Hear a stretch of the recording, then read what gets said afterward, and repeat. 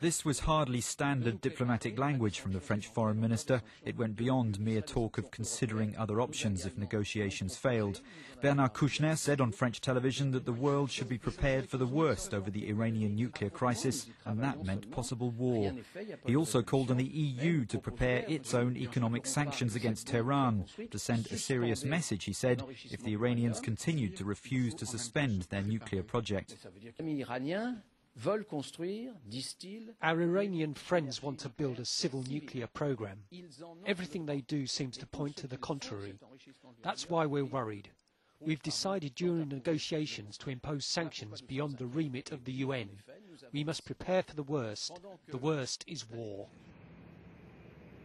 The comments are another example of a more assertive French stance on the world stage. During a recent surprise visit to Baghdad, Bernard Kouchner showed he wasn't afraid to speak his mind, criticising the various factions before apologising for interfering in internal Iraqi affairs.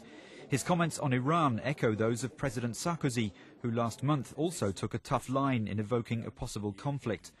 France is keen to stress, though, that negotiations should take priority and that no military conflict is imminent. The Foreign Minister says France has asked its companies, notably Total and Gaz de France, not to undertake new work in Iran. Both firms have been involved in negotiations over new gas installations. This week, Bernard Kouchner will take his message on Iran first to Moscow, then to Washington, where it should find favour with American ears. Alistair Sanford, BBC News, Paris.